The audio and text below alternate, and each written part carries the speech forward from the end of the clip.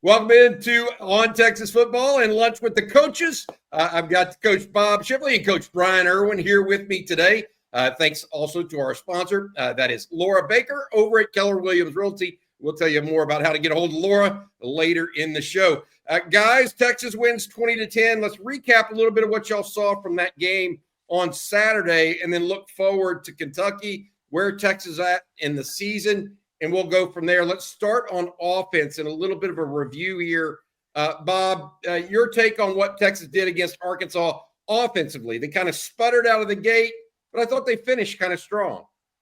Yeah, it's funny when, at the end of the game, we're trying to run the clock out. Surprise, we're able to run the ball. I don't understand that. They know we're going to run the ball. We know we're going to run the ball. Everybody knows we're going to run the ball, and we do it successfully. But why we can't do it the rest of the game is beyond me. I just don't understand how we can't get the run game going. And then at the end, when everybody knows we've got to try to milk the last 7 minutes of the clock or whatever it was, we're able to run the ball. It just totally confuses me. I don't even know what to say. You're a coach. You're supposed to have answers. What about you, Bryan? Well, I'm glad to see that my run the dang football philosophy is rubbed off on Bob now. So. Yeah, that's right. Oh, I tell you what, I just think it's almost like a sense of urgency thing offensively. I just like to see sense of urgency for 60 minutes, and no doubt we played well in spurts. We ran the ball decent in spurts, especially at the end of the game, but. I just wish that we would play with the sense of urgency we played with when the score got cut 13-10 and we went on the championship drive. Because I'm hoping again to look back at that drive and see it as a championship drive. Yeah, that's a good way to put it, because that was when they needed it, right, guys? Yeah. I mean, when the chips were on the table and got pushed to the middle, Texas responded, but it kind of Booger McFarland said this in the game against. Florida. He said, Texas finally looks like they're not playing with their food on offense. And Texas scored 49 points against Florida. Revert to Arkansas, it looked like for the first quarter and a half, or two and a half quarters, Texas was playing with its food. They were just moving pieces around the chessboard without actually doing anything. Ended up happening for them. Sense of urgency is one thing. What are some other things? I mean, Quinn did not have the best game. But I thought he rebounded and had a really good fourth quarter. What did y'all think overall in that one, as far as Quinn's performance and how he kind of it kind of finally fit into place in the fourth quarter when the run game got going? Is that where y'all are at, Bryan? Or you're at? Yeah, Arkansas came out in that three, safety flyover type defense, and it's really hard to push the ball down the field against that defense.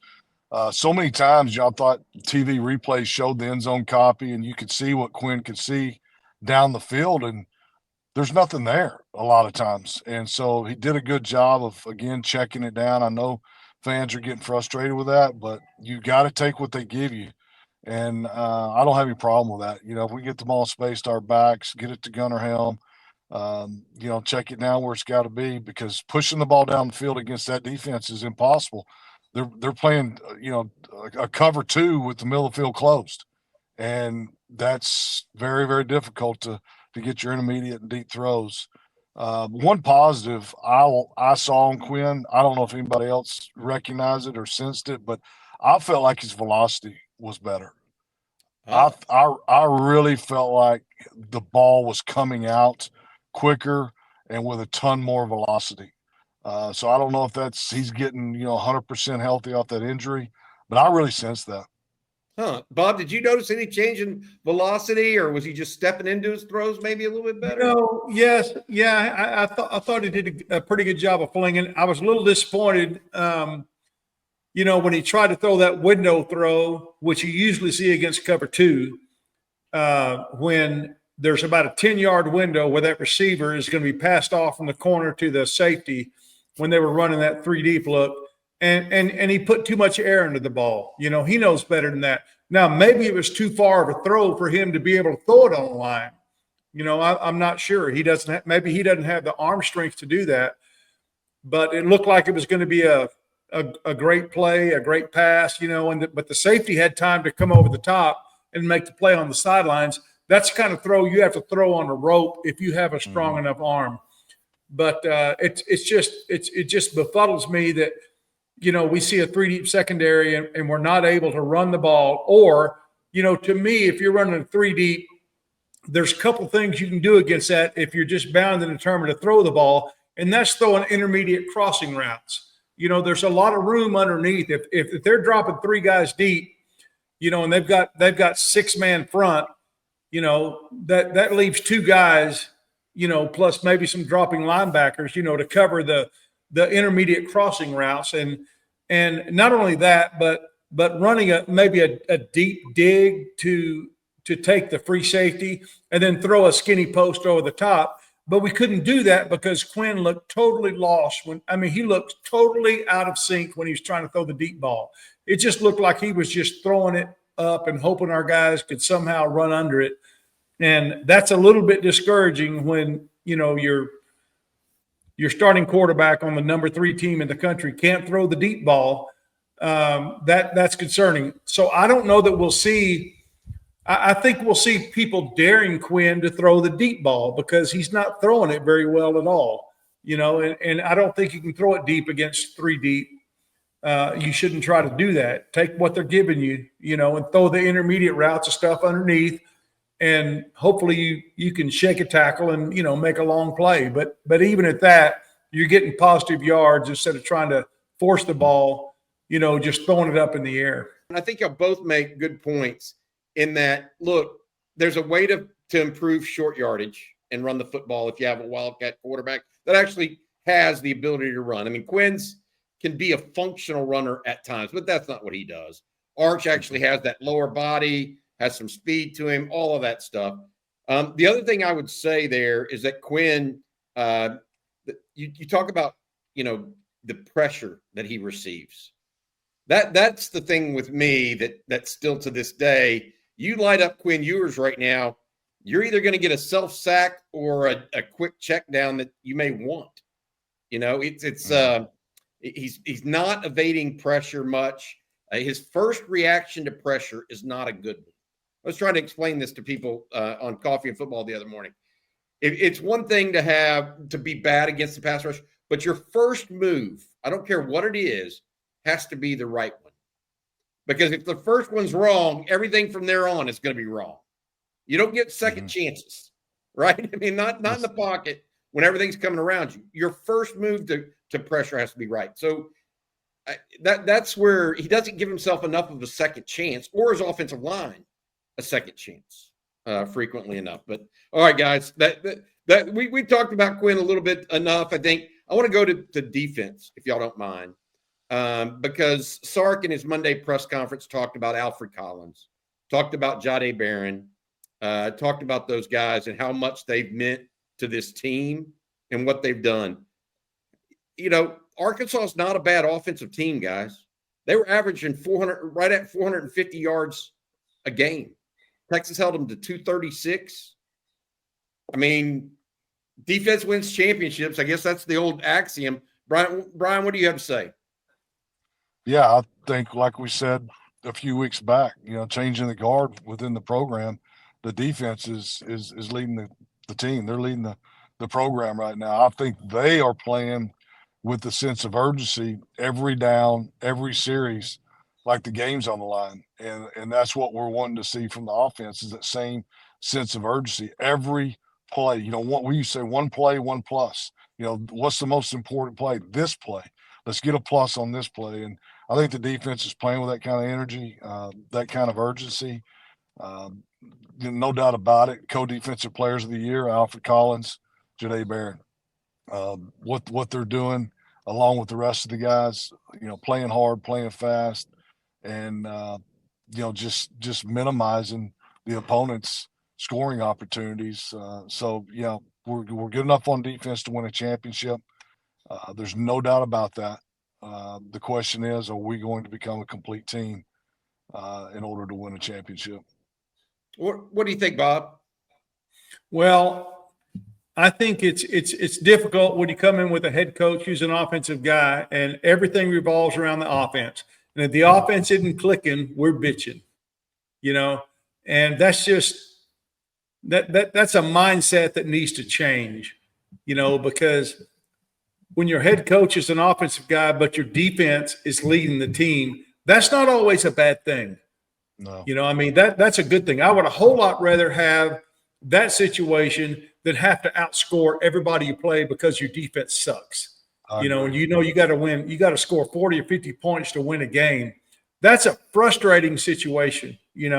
I think if you have to have an area that you're struggling at this time of the season, I would much rather be offensive than defensive, because Sark is smart enough. If he has to cut down the offense because Quinn is struggling, he does that. He'll do that. He'll like I was talking about a while ago. He'll adjust. He's got to adjust to the defense, but he also has to adjust to which Quinn is going to show up, week to week. But defensively, man, I was involved in the recruiting of Alfred Collins, and what a great, great guy. I don't know if y'all have ever had a chance to meet him or talk to him. He is a great young man. Vernon Broughton's the same way. Both of them great guys, but you kind of like, golly, Alfred needs to be in a barroom brawl. He needs to be in a street fight, He just needs to get punched a couple of times, and he needs to learn how to let that rage go. He's such a great guy. He needs to play angry sometimes. And I think maybe Sark addressed that in his press conference. Alfred is that switch has flipped with him. It's making him a lot of money. He goes from probably an undrafted free agent to second, third round, maybe even better if he continues to play well as his season progresses and we get in more and more big games, including the playoffs. But I'm just really proud of him. I'm proud of the defense, and they're what's got us to where we are right now. But there's always hope, because our offense has shown against Florida, against Michigan, against other teams that they're capable of lighting it up. We just need to be more consistent offensively, and it seems like without C.J. Baxter, we're kind of lost. We're kind of like rowing a boat with one oar. You just kind of going in circles sometimes, trying to find your way, around. And I think Jaden Blue is the closest we have to C.J. Baxter, and he's shown some flashes of brilliance from time to time. But Arkansas pretty much kept us in check, running the ball until it came down to the game-winning drive, and that's exactly what it was. We didn't let Arkansas have the ball back, and I don't know why we can't do that at will in other points of the game. I think Sark would love to know why too. But that's the conundrum, right? Sometimes you're able to do stuff. You call the same play twice. Sometimes it works and sometimes it doesn't. Maybe it's execution. Maybe it's the other team, what have you. All right, I'm going to ask you guys. I think that's good stuff. I'm going to ask you guys about Kentucky, but first I want to talk about our friend Laura Baker over at Keller Williams Realty. She is the Austin real estate expert, dyed-in-the-wool Longhorn fan as well. Reach out to her if you're moving to, from, or within the Austin area. If you have a home that you want to sell, or if you need to buy a condo downtown for game weekends, give Laura a shout. 512-784-0505. That's 512-784-0505. Reach out to her at Laura@AndyAllenTeam.com. Again, Laura Baker, Keller Williams Realty. Thank you, Laura, for your sponsorship of Lunch with the Coach. Guys, finally, Kentucky's on the prowl. Mark Stoops is a defensive coordinator. He's likely to dial up whatever he can for this Sark offense. He's stymied maybe the two most potent offenses in the SEC already, in Ole Miss and Georgia, right? I mean, those are probably the two best offenses. Texas, maybe the third, one of the top three. What do you do here? What do you look at when you look at a Mark Stoops defense and say, what does Texas need to do to overcome that? I think we got to be ourselves. We're not going to change. We've got an approach. We're still going to try to establish the run. We got to protect Quinn and try to get the ball placed where it needs to go. Take what they give us. We're not going to change what we do. We are who we are.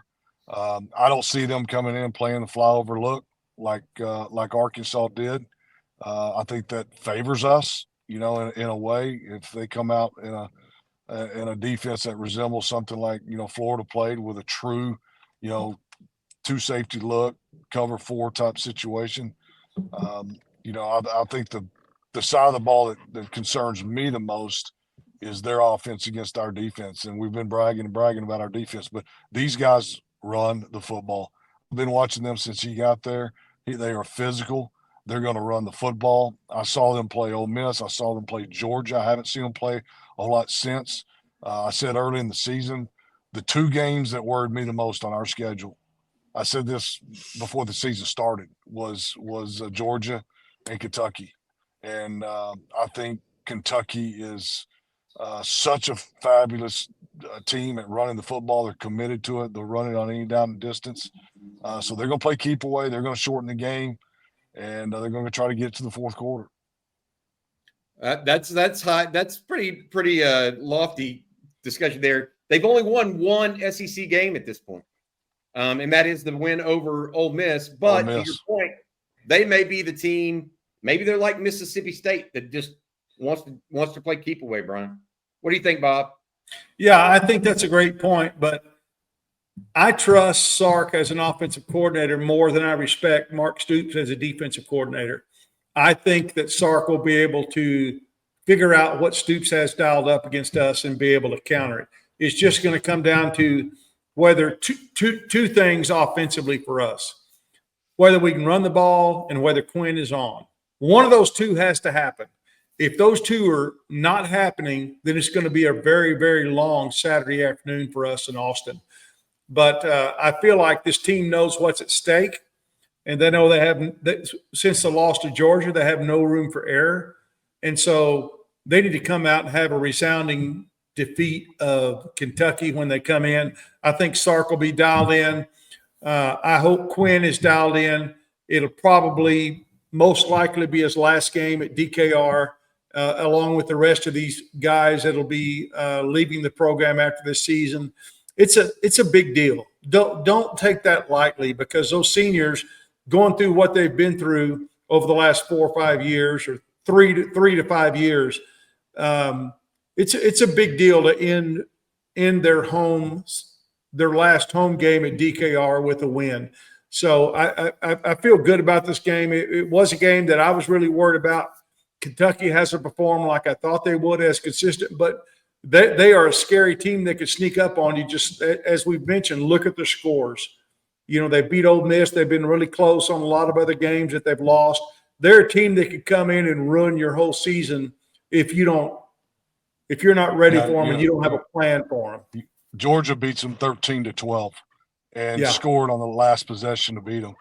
So, they're physical enough. They're athletic enough. They're sound. They're good. I think special teams, our team speed has got to come into play, and then our fans need to show up. We need to have a true SEC home field advantage and get us through this thing. No matter what happens, no matter how many bad things happen, no matter how much adversity we face, we just got to we got to just scratch and claw our way through this thing, get a W, and then we know what's next. Yes, I think Texas fans know what's next. Aggie game's going to be primetime on ABC. I was joking about this on Monday, guys. I think that'll be the most watched football game in the state of Texas, from a regular season college football game since, I don't know. I mean, I don't even know when to tell you. That thing it may not be national. I mean, the numbers may not come out to be the same as Texas USC and all that stuff with the national championship. But I'm telling you, in the state of Texas, that's gonna be a watched game right there. All right, that's gonna do it for this afternoon. Lunch with the coach. Thank you again to our sponsor, Laura Baker with Keller Williams Realty. If you're looking to move to, from, or within the Austin area, including Georgetown, Round Rock, all places in between, 512-784-0505. Laura at AndyAllenTeam.com. Thank you, Laura. Thanks also to our producer, Matt Hutchison, as well as coaches Bob Shipley, and Bryan Erwin. Until next week, guys, hook 'em horns. Hook 'em.